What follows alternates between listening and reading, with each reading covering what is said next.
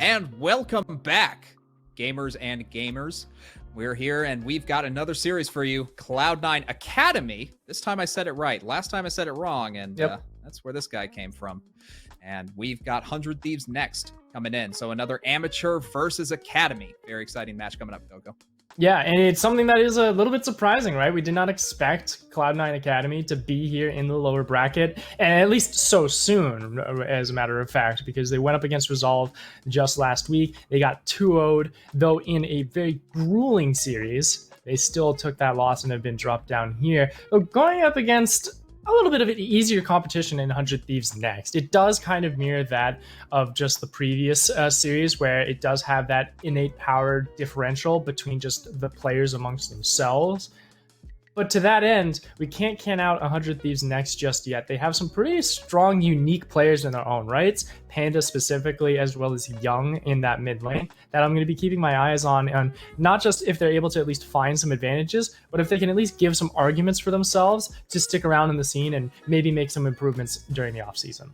I think a lot of improvements will need to happen later on, but for now, they've only been playing for about a month, remember. We have had some shifts within the 100 Thieves roster, whether it's players moving from next to academy or academy to regular team. It's been kind of chaos, and the team that's playing now, they've only been playing for about a month together, Coco, and quite frankly, I don't know if it's enough to build the synergy necessary to overcome a team like Cloud9 Academy. And I think that gives them the benefit of the doubt for just a little bit when it comes to the effects or even the consequences of these games, of saying, well, they've only been together for that month, they haven't had that time to really sync up, and they don't even know if they're going to be on this team for that long. They don't know if they're going to be shifting up into 100 Thieves Academy or if they will be relocated elsewhere within the scene, and that does leave a little bit of a cloudiness in their minds, because it doesn't make you feel fully dedicated to synchronize with your players. But that's why the 100 Thieves next is looking at the players individually, not just the synchronicity between themselves as a team, but how well they can work together as each individual unit. So hopefully I don't remember how the saying goes. Is it just like sum is greater than the whole of its parts or something along that line? That's close. Into that. Yeah, I'm not that great with lines. I did not do too well in a sociology or psychology classes as it is. That's not even where you learned those. That's okay. You know, I'm a film major, man. For some reason, those lines, that I wasn't an actor either, so we'll have to get that off the board as well. Fair enough. Yep. But you know what? These teams are still really solid, and regardless of whether the sum is, I think 100 Thieves next does have a lot of strong players. I actually was very interested in Dinka. I saw his series last week. Sure. I thought he actually looked really strong, even though they did lose that series. It was still pretty close, and I feel like the top lane matchup wasn't the issue there. So maybe if Dinka and Darshan kind of get uneven, maybe that's where 100 Thieves next can strike. And that'd be a great place to put it. You're going up against Darshan, as you mentioned, one of those sort of young-eyed veterans, which is interesting to say, right? Because he's been around in the scene for a very long time, but he has that same ambition as his previous years. He still is hunting for being that better player, for getting back onto the LCS, and he's been through multiple organizations to do it. But whenever you ask him what are his goals, what is he looking for, it's the same time and time again, and that's what gives that twinkle in his eye just a little bit more ambition to help hunt down and continue to strive to be better in himself. So as that comes into play, as we've discussed about 100 Thieves next aspiring players, we have to look against that challenge of Cloud9 Academy, where you look at who they're dealing with. Like you said, Darshan, you're looking at King, you're looking at Surenfire. All of these players as well are good places to sort of set a bar for yourself to try and challenge and give yourself a statement going into the offseason while teams scout out. And we're into Champ Select, folks. 100 Thieves next, C9 Academy. The first ban going to be 100 Thieves next, banning out Chase. So Darshan getting denied one of his signature picks, and definitely a strong top laner overall, even with the aforementioned struggling win rate in this tournament. Yeah, it's still strong. Like we mentioned before, it's all about those scrim effects and how well that can convince them.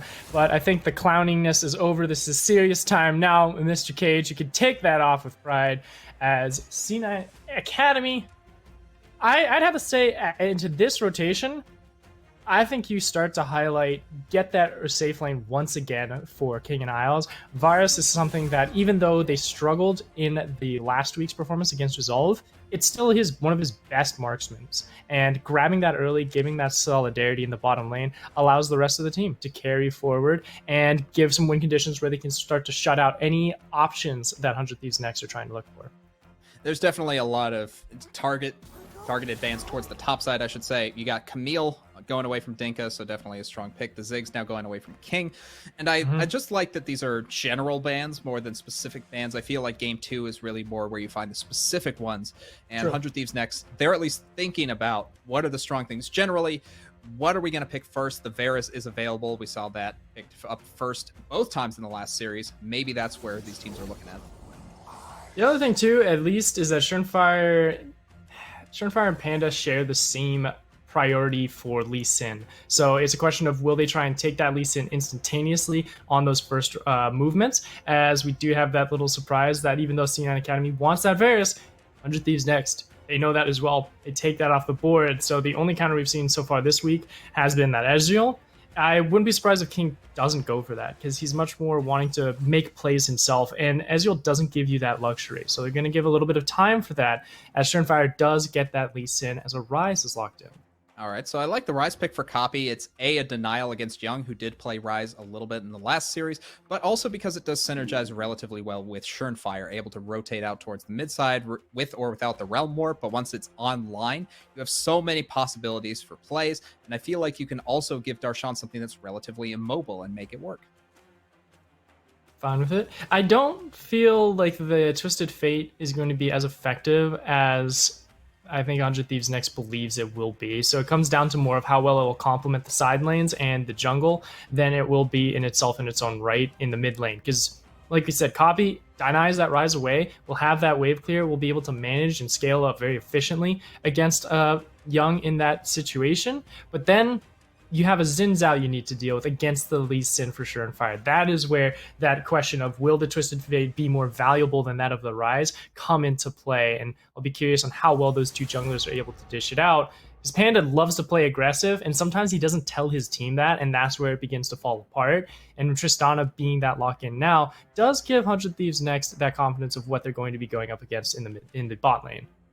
At the very least, what this gives for Cloud9 Academy is it does give a lot of turret pressure, and it's also self-peels plus scaling. So a lot of things going right for Cloud9 Academy. I feel like this is just the right balance that they need in order to get their later game team fight style that they're known for. And with their next set of bans, looking at the bot lane isn't a terrible idea. You could also look to take away something from Dinka, but with so many top laners still available, it would be hard to pick two. Meal was banned out earlier, so it's like you don't have that option anymore. Renekton is actually online. You could pick that up for Darshan, and that would be a great blind pick here for the Red 4 pickup for C9 Academy, and then leave that support counter pick in that bottom side. Sure, it does feel a little bit awkward when you think of like, why would I want to counter pick that support? Well, for pick potential, for roam potential, right? And make sure you can punish that to the maximum effect here with Isles, who can play some really strong engaging supports, as you could see with the Braum being notorious for him last week. But Rakan and Leona were taken away from him this time around as well. So those bottom lanes have been really taken down. So they actually might have to pick up the supports here just to make sure what they want isn't taken away. I think that might just be the call here. King hasn't hovered anything quite yet, but there are still strong supports available. You could look more towards the Enchanter supports. You could look towards something. It's not the strongest. Alistar being one of the last remaining, definitely not the highest of high tier, but still a pretty strong A tier roaming support. Yeah, it was either Nautilus or Alistar for me that I would feel Isles would try and pick up here. Goes with the Alistar instead, and I agree with it. You have that capability to get in, help disengage, give that space for King on this Tristana to make the plays that he finds himself, and then be able to roam around and give some assist on Fire and Darshan when they begin to control that side lane pressure. However, like we mentioned just moments ago, with all those supports gone, you had to make that scramble choice, and it leaves that blind pick Renekton open for Dinka to go ahead and pick up for himself. and get some priority in the top end. And then they can just close out and create a counter pick for that support. And they get a good pick of the litter here to try and just counteract any shenanigans that might go down in the 2v2 situation in that bottom side of the map for these two teams in game one. And you talked about the Nautilus, that's going to be the pickup for Gweiss. So another very strong bot lane, a lot of lockdown pressure, which I think is necessary to sync up with Panda. Hopefully he does rotate more towards that bot side after a top start. I don't think Nautilus is necessarily the best roaming support of all time, but it is still very strong in the current meta, and especially with the bans that were given, this is probably the best possible pick that 100 Thieves Next should have gotten. Of course. And it's something where, like I said, the Alistair for Isles will try and make sure that you can create that space for King to farm effectively. If Gweiss tries to go in with the Nautilus who wants to force those 2v2 situations, you just headbutt him away, pulverize Instinct with that Varus to make sure that you can give King that space to get that quick trade in with the explosive shot and then dip right back out. Or if you have any assistance or even kill threat, you can follow up with some additional jumps and try and secure those kills with the rest of Alistar's kit. So overall, I think the Alistar is still that better support here, and they knew that. They had just had to secure that and come at a cost for creating at least some softer counter picks in that top side. It's definitely something that you need to take account of. Now, we need to see how these two teams are going to interact, because there's a lot of dynamicism between what the goals are of both these teams. 100 Thieves Next, it seems like their pick potential is a lot higher, but their team fighting not as strong. I feel like Cloud9 Academy do have the advantage in terms of the overall 5v5, but the skirmishes, 100 Thieves Next, do have a lot of answers to Cloud9. This game is going to be really, I feel like really fast early for both Panda and Surenfire, wanting to get quick on the draw, get some quick early advantages on both the Xin Zhao and Lee Sin respectively, and then we'll start to slow down once that wave control and that management starts to come online for both of these teams. Once you have that capability for Young and Instinct to go to those side lanes really quick, clear it out, set it back into your favor, and then jump back in. And same goes for C9 Academy. And to that end, that's where the mid game will start to slow out, and we'll start to focus more onto those picks, as you mentioned, where it's a question of who's going to be able to find someone who sticks their head out a little bit too early, when will those neutral objectives be spawning, who has the inside track towards them, and how can they punish to really make full effect of any of the consequences that come to fruition throughout this first game. Well, the good news is this is the first game, so no matter where the junglers choose to go, there is room for adaptation as the series goes on. So 100 Thieves Next and Cloud9 Academy looking to get out of this bottom side of the bracket. And looks like so far just solid starts, nothing too fancy. Panda starting off towards the blue side, and Lee Sin also starting off towards the blue. So Surenfire and Panda likely to not meet for a while.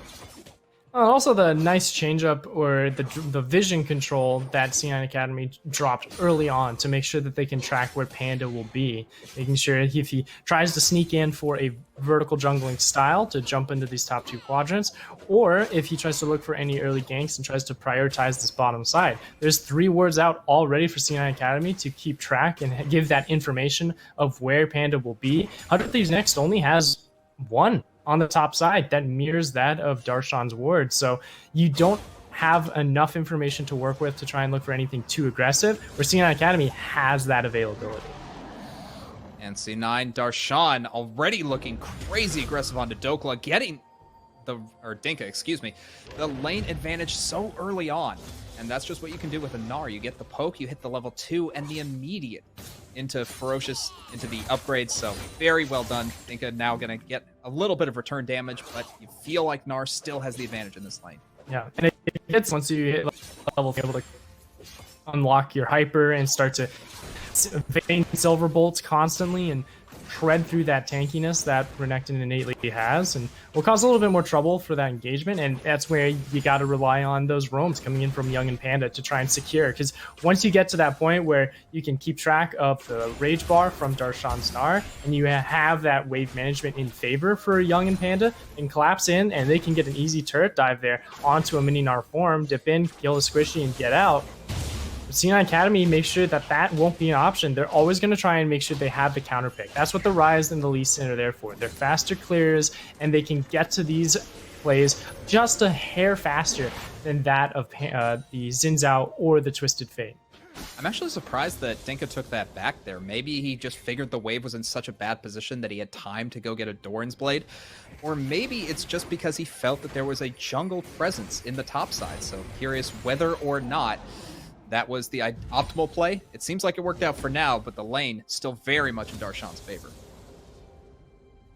Very much so, and he could possibly freeze it here and try and make sure that he can always put Dinky into an interesting position of Renekton sticking his nose out in a lane where there's a Schernfire hovering in the shadows. But like you said, with the quick recall, it's more like a cheater recall just to make sure he has the innate stats to just challenge Darshan if he gets a little bit greedy and tries to aggress onto him. He has that extra bolster of a starter item to help out and equalize those trades. Is given just there. You have that extra Doran's Blade with the Omnivamp to dip in, get that quick dash, get that Call to Meet down, and then slice right back on out. And with that, Isles already making an early rotation to the mid side. Looks like it is not matched by Glyce, but Young is staying safe and will not allow for that. It was also spotted out by that ward, as we saw on the backside. So 100 Thieves next. They're not slouching when it comes to vision, and that's exactly what we want to see out of these amateur teams. No, it doesn't. Good catch on that ward as well, right next to the Gromp and blue buff. They can play a little bit more passively. As a matter of fact, I believe Instinct here, hitting that recall with the double longswords is going to be pretty nice. Like, able to roam up as well and get some additional vision here with Quest as well. Great start here for 100 Thieves X to just slow down any early game advantages that C9 Academy will try and look for with Schernfire, but it's not out of the woods just yet. The scaling is still on C9 Academy's side for the majority of this game. They need to find their way out and find their way into an economic advantage where they can start getting these kills rolling, or at least these neutral objectives online. Get something into your side because you are playing an uphill battle, just innately being the 10th seed against the 2nd seed. That's just the weakness that you want to expose. Weiss, though, going in, will manage to land the hook onto King, who goes extremely low. One more auto will do it, and first blood goes over to Instinct. Now Young in the crosshairs will go down, as on the backside, Panda's fighting against Copy, but Copy, low on mana, is still able to do a lot of damage as Schernfire gets a hit, but Panda flashes away, and that's going to be 100 Thieves next. Walking away as fast as they can. Isles looks for the engage, but can't find it, and that's a 1-for-1 to start off this game. And first blood over to Instinct as well. The best start that 100 Thieves Next could probably find for themselves. Though Young dipping in with the Destiny just right into the middle of C9 Academy does cost his life, but he doesn't even get the assist either. And that's the unfortunate part, using that resource and not getting anything out of it. And now the overstay here might come to actual punishment. It will. Weiss goes down already as the teleport comes in. Young is here. Maybe he can get an assist this time as Instinct flashes away. Copy has also arrived. And the Bouncing King plus Schernfire guarantees the kill, as on the backside it's not over quite yet. Dinka is teleported in, is trying to be the big gator, and it's just to pick up Schernfire, and that, again, goes to a 1-for-1, except Cloud9 Academy get a kill on top of that to start the fight off. Yeah, that 2-for-1 at the beginning of the fight, as you mentioned, all 3 kills onto Schernfire. This is a very replicating of what we had just previously seen in the second game between C9 Amateur and Team Liquid Academy. But you got more confidence from Schernfire to make plays and continue to find that additional pressure. So this is how it all began. Level 6 from the mid lanes of both the Destiny coming in from the Twisted Fate, getting that kill, but the gold card doesn't connect and he doesn't get that assist, and jumping right on top of both Schernfire and Isles means immediate death, and he gets CC'd to where he cannot assist or even drop an auto attack. So without any of that happening, yes, a 1-for-1 trade, but more members getting resources with the assists becomes an overall win, and then the overstay coming in from Instinct and Glyce means that you will have Schernfire and Isles to come back and lock in, find another kill, and start another fight coming in with the King Tristana to help try and solidify that 2-for-1 advantage. And overall, it is a fight begun by 100 Thieves Next, but has been finished by C9 Academy. And I just feel like 100 Thieves Next thought they had the confidence. They had Copy with the teleport, and that's why Gwyce felt so compelled to stay even with under 50% HP. But unfortunately, Cloud9 Academy, as you said, they're the ones that finished the kill. They're the ones that managed to make that play work, and they find an advantage early on in this already chaotic game. They were able to get that dragon while we were in that replay as well, and do not smell out this Herald just yet. The rotations came in just now from Young, and with Gweiss missing and Instinct missing as well, maybe it was more of a forfeit for themselves, saying, you know what, we got the Dragon, we don't have the tools to just reset everyone to try and challenge this Herald, so let's go ahead and give this one away. But it does give that opening for 100 Thieves next to try and pick a lane, prioritize who they need to try and dump some plates into to get that additional economy, and then equalize this gold a little bit more for themselves. And I'd be looking at right now, either you get some gold onto Dinka or you get some gold onto Instinct, so you have that pick capability or that side lane pressure to really challenge that strength of C9 Academy. It definitely feels like Dinka's going to need that strength as the game goes on, because he needs to challenge Nara as he is right now. Darshan landing the ult, and Schernfire in the area pops the Dominus. Won't be enough to save him so far, but actually restores a lot of health with the Cold of Meat, gets a stun down onto Schernfire, and the Realm Warp comes in. Dinka's now in a 1v3, and it is not going his way. King on the meanwhile bot side, down to 100 HP, dodges out from the wild cards. Well done. Isles, though, in trouble. Panda finds him, takes the kill away from his AD, and across the map, we're getting fights go. And it was a interesting call from Dinka, I'd have to say. The fact that he went back in to try and challenge for that kill, it might have just been because Copy was running up to close off that exit, and seeing that that was a possibility, besides I'm not going to try and look for an escape, I'll see if I can take one of you down with me. Unfortunately, he's not able to find that before Copy comes in and seals the deal there. While we saw what had happened on the bot lane, I have to hold on to that for a little moment as Schernfire tries to push off this Herald and maybe find Panda.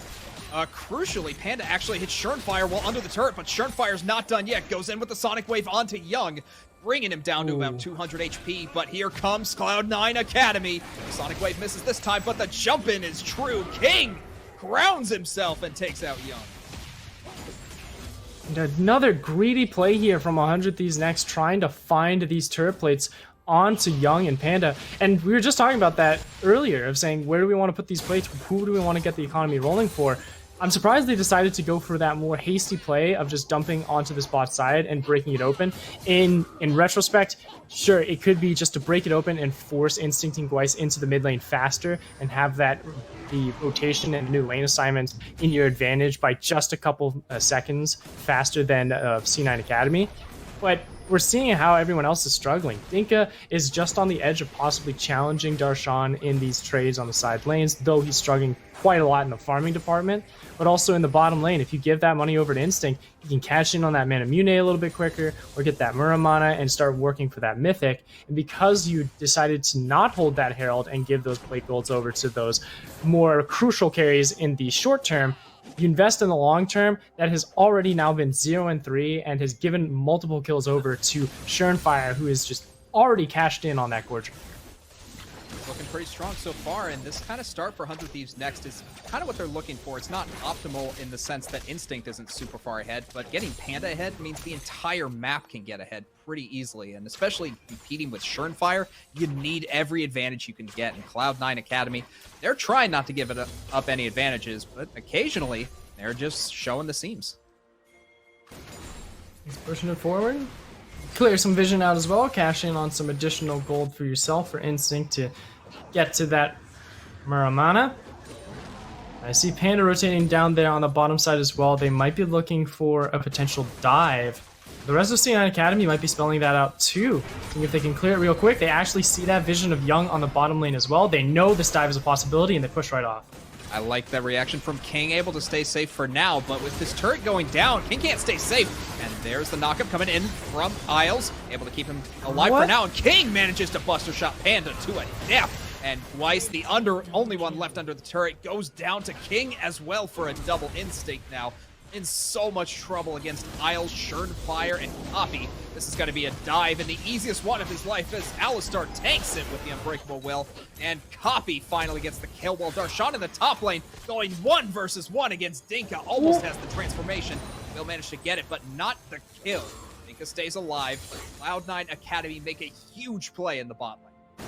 Dancing with death on that top side, but both Dinka and Darshan are able to get out of it with their lives to spare, but the bottom side was a completely different story. 100 Thieves next was setting up for that dive.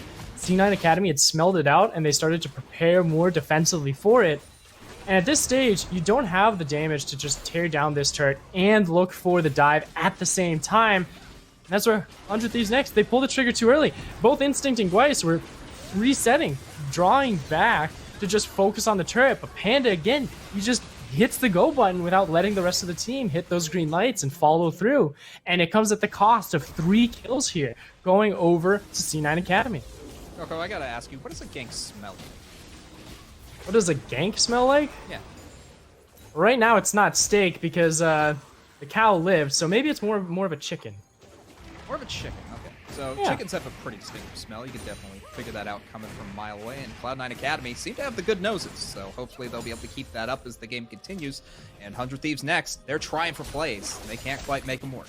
Well, and almost let me remind you that they had a camera in the hen to see the Fox of Young's Twisted Fate coming down to that bot lane to counter that out. So immediately when they saw that, it was like, yeah, no, play defensively, don't need to be too hasty, punish them if they try and overstep, and immediately that happened. 100 Thieves next stuck their nose out, excuse me, and they're able to punish it immaculately. Though it's only a 3,000 gold lead, but you gotta ask yourself, where's that 3,000? Where's that 4,000 coming from? So much of it is just dumped onto the right members. King, Surenfire, and Copy, all a massive lead for themselves individually, and they can take control of this map in whichever way they so choose. Side lanes are online. Neutral objectives are theirs. They can take these all without a bat of an eye from 100 Thieves next, looking to try and think of challenge. I gotta say, Surenfire on this Lee Sin has been so impressive throughout this game. 7 out of 8 kill participation, that's what, 87%? Looking pretty good so far, and always finding himself in just the right areas. Top bot, he's around the map. He's not just focusing on one area, he's focusing on the weak areas from 100 Thieves next. First turret finally for 100 Thieves next, as C9 Academy is going to be grabbing their second in this top side.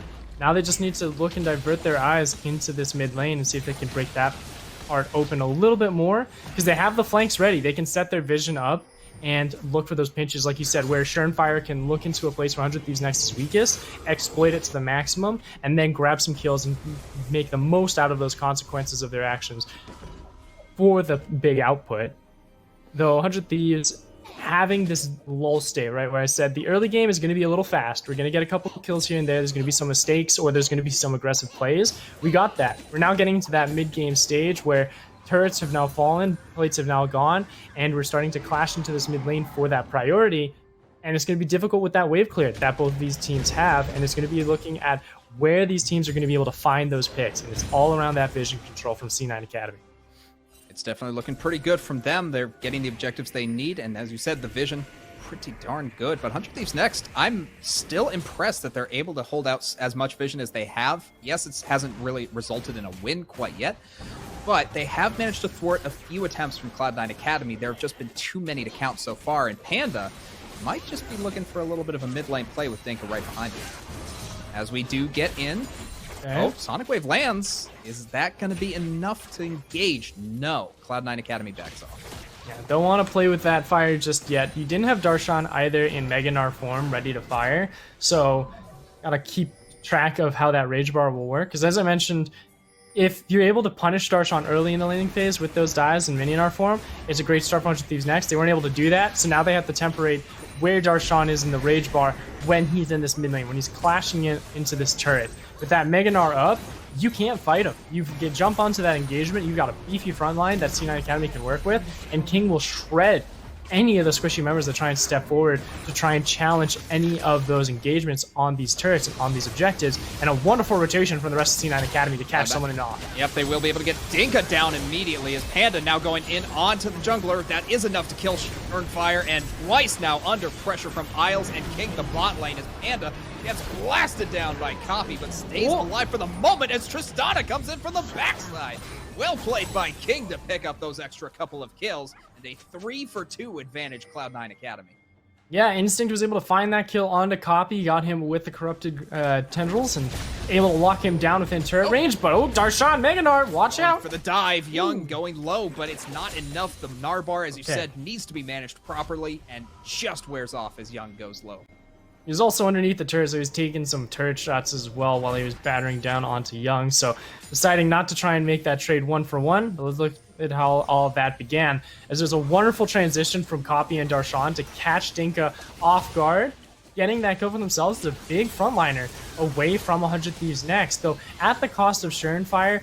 Does seem a little awkward at that moment, but it's King and Isles who are able to get that in follow-up engagement offline from 100 Thieves next, and the resets come in and allow King to do what he loves most. We did see that hiccup of the rocket jump, but it doesn't matter as the replay fades. Yep, it's still just very much in Cloud9 Academy's favor. They're able to find these fights, and as I say that, the hook lands, and it's not enough to kill Surenfire quite yet, but on the backside, I believe that's Darshan, or no, Copy going pretty low. Darshan has the Gnar bar pretty high, as Panda goes golden, does manage to stay alive and get the kill. Oh, that was Surenfire that actually picks that one up, and Copy manages to take down twice, as the next target seems to be Young. Darshan hits the rock, and the dragon has been started by Surenfire. On the backside, Darshan still under pressure. Dinka trying to go in, but the Gnar bar wears off, and Dinka now very low does go down as Cloud9 Academy continues to run forward. The Realm Warp comes in, and you have to feel like Young and Instinct are in so much trouble. Instinct already down, but there's Instinct managing to stay alive for now. Cloud9 Academy, they get the Dragonflay. They are looking pretty fierce. Fierce and fiery with triple the amount of kills of 100 Thieves next, and with a 6,000 gold lead, C9 Academy punished every single step that 100 Thieves next was trying to make. We saw how that fight began out initially. You can look at it again. A nice catch from Gweiss with the disengagement, too tanky of a front line from C9 Academy to challenge, and again, 100 Thieves next tries to diverge onto the next target, but look, their damage is split. Instinct is isolated out on his own. He can't push forward, and that gives C9 Academy that opening to look for the rest of the team, knowing that they have all been separated apart, and they can pick off the members of 100 Thieves next one by one, and they do so in a spectacular fashion, getting these kills and keeping the spacing proper away from the rest of the opponent. I gotta say, Surenfire once again just continuing to impress in this game. He's always around whenever he needs to be. Darshan, he's playing the Gnar well. He's managing his bars very well in fights, and he's continuing the pressure, no matter if his team is there or not. He's communicating well, and quite frankly, Cloud9 Academy look on form right now. Yeah, this is a very on form Cloud9 Academy today. Very different from what we saw last week, but they're still looking to try and make some plays to push Panda off the map and give themselves some space to try and challenge this Baron. They've got a Rise and they've got a Tristana. That is a very quick Baron for themselves to take. But the Scuttle and that additional elbow ward will scout out the beginning of this Baron that C9 Academy has started. Those 100 Thieves next have the capability to try and challenge this. It's already down to 7,000. They have the Destiny Gate available, so they have popped it, and that will be 100 Thieves next trying to get in onto this fight. But the Baron's so low, it will go down, and that's Cloud9 Academy picking up and Realm Warping out. So easy to get away with the Rise. Cloud9 Academy, a pretty much free Baron for them. Textbook Baron for themselves as well as they get out, but 100 Thieves next, because of all the resources that they just dumped in trying to stop this Baron, it does come at the cost of C9 Academy's mid lane turret, so they're able to get that reward from themselves. Don't want to go on those circs, I'd have to say, because there's just a few seconds to go for the rest of C9 Academy's team to rally together and then pick you off one by one once again. And jumping onto Surenfire first might not be the best option for them to do that with how beefy he is. But now it is a parade of purple here for C9 Academy in the mid lane as they're looking to see if they can try and get this inhibitor turret and potentially the inhibitor in this mid to try and crack open the defenses of 100 Thieves next. That Cloud9 Academy are just going to push down on the middle of the base. They can play this as slow as they want to. They are currently divided into a 3-2 situation, and 100 Thieves next are trying to find a way onto the 3. It's just not going to happen at this point because of how safe Cloud9 Academy knows to play. But as I say that, Surenfire goes in on Panda. This is the Sonic Wave, and Panda's trying to fight back. And with that, both teams just kind of scuffle for a bit. No harm done. It is also a 2-level discrepancy between Panda and Surenfire as well, so you're playing uphill battle there too, even with Darshan in the back pocket of Surenfire. They do another quick withdrawal, looking to clear out their jungle camps first, saying let's get all of the resources off the board. We had just cleared their jungle, let's go ahead and take care of ours. And though it is a slower Baron power play for Cloud9 Academy, it's a little bit more formulated. They have that game plan of what they wanted the power play to be applied to. They got that check mark in that mid lane turret. They got that top lane turret a few moments ago. Now they want to get that bottom tier 2 turret, get that extra pump of gold in, and then get that final shell prepared for them to try and siege. It's the final shell down as Cloud9 Academy continues the bot lane push. I love this Darshan and Copy that are going for it because they both have a lot of mobility that can catch up to the rest of the team. And wisely, 100 Thieves next are not defending this turret. I think this is the perfect move. They can't fight against a team that's that strong in the worst possible turret to defend. They can try here, and they must, because they will lose an inhibitor if they don't. Panda tries to dip in, you get a stun, you get some lockdown, but there's the Meganar coming in from Darshan. Now it's a little bit more intimidating to try and challenge this aggression.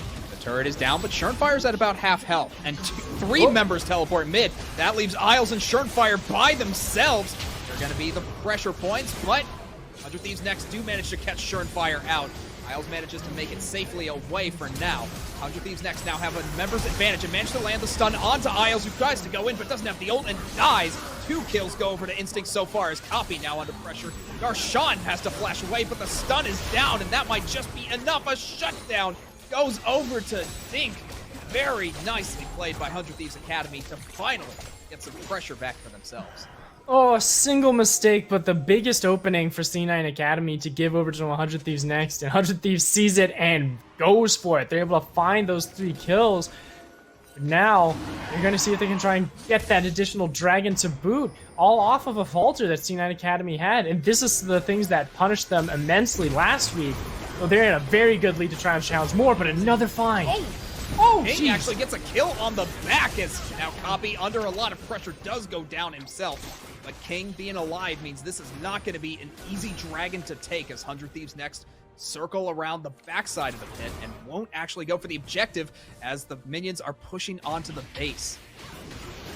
There's super minions too, so someone has to address that wave, and unfortunately they can't keep all their members here for the soul of Cloud9 Academy, which they'll go ahead and take for themselves.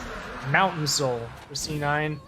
That is a great way to make sure that no one is going to be jumping onto your back line like they did just a few moments ago here, where it was an awkward mistake between Isles and Schernfire not getting into that Rise teleport.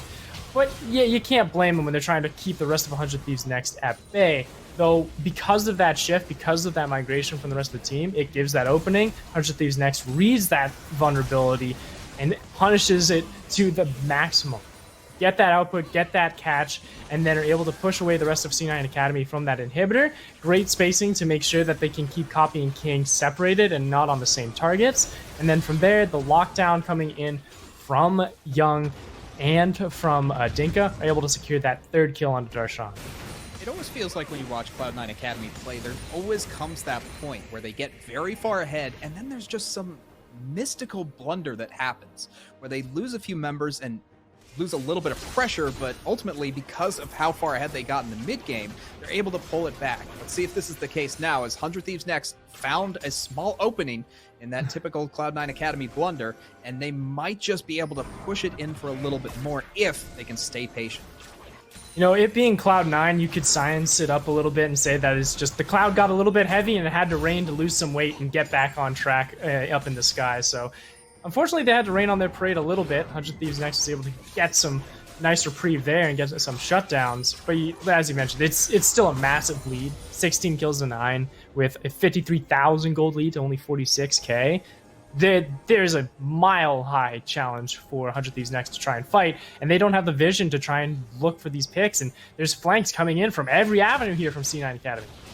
Very true, as you see 100 Thieves next happening down towards that dragon, trying to get out of vision against Cloud9 Academy. Dinka tries to go in, but it's against King, and he has more than enough self-heal.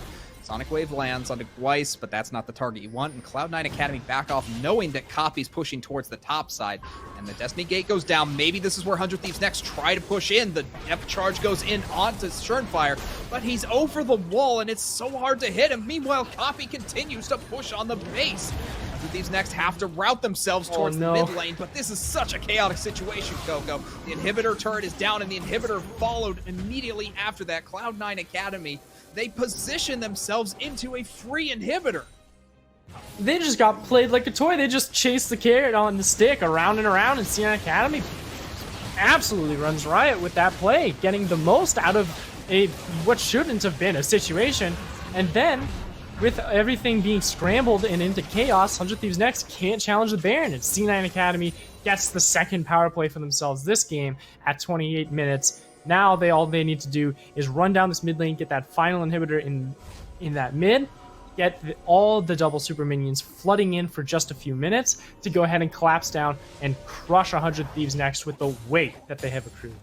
Coco, I gotta ask you, is there any way 100 Thieves Academy can stop the barrage that's coming in from Cloud9 Academy? Because at this point, it's looking like the game plan is simple, but it can't. But is there anything that 100 Thieves Next have in the pocket left? If they have another mystical blunder from C9 Academy, that's the only way I can see this one coming out on top for 100 Thieves Next to spare them a little bit more time. And that blunder can come in the way of just, again, another Rise Realm Warp just being a little bit of a hiccup, or if someone oversteps their bounds and no one's in position to try and reenact that. And, well, 100 Thieves Next Wise tries to make that blunder now. Engaged onto Surenfire, who goes down to about half health, but stays alive due to the shields. Now it is Weiss who's under conflict as Panda. Now the next on the list, after Weiss has fallen, he's gonna back off, but that means another inhibitor for Cloud9 Academy, and with the wave in, they might just be able to finish this. That Tristana hits turrets like a crush. Miles goes in onto 3 members with the Pulverize, and Dinka's the next to fall, followed immediately by Panda. Cloud9 Academy continue their push, and they are not deterred in this game 1. Last week may have been a hiccup, but they will not repeat that mistake going into week 2 of the Proving Grounds. Realm Warp comes in. They're taking the minions. They're all going in. 400 Thieves Next and take the ace, take the game, and take game 1 of this series. Well, 100 Thieves Academy, or 100 Thieves Next, excuse me. I'll have to take the clown nose from you in a little bit. But I got it right they just have... They had some goals, some good ideas. Oh, you have 2. Very cool. Well, 3. Ooh, we can 3? just keep making them, honestly, but we got to talk about how Cloud9 Academy won that game. Very solid play by them. We didn't see that Realm Warp. Don't worry about it, Copy, if you're on the interview. We won't talk about it, probably.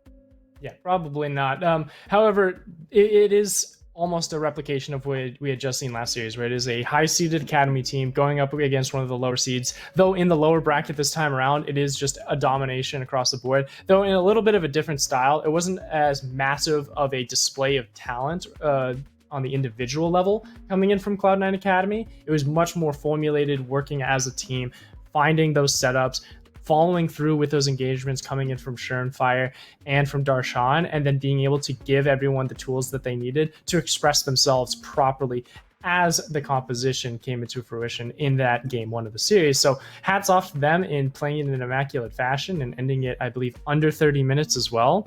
So now we need to go ahead and see that into game 2, but we'll have to figure that out because 100 Thieves Next is going back to the drawing board, seeing how they can upset Cloud9 Academy.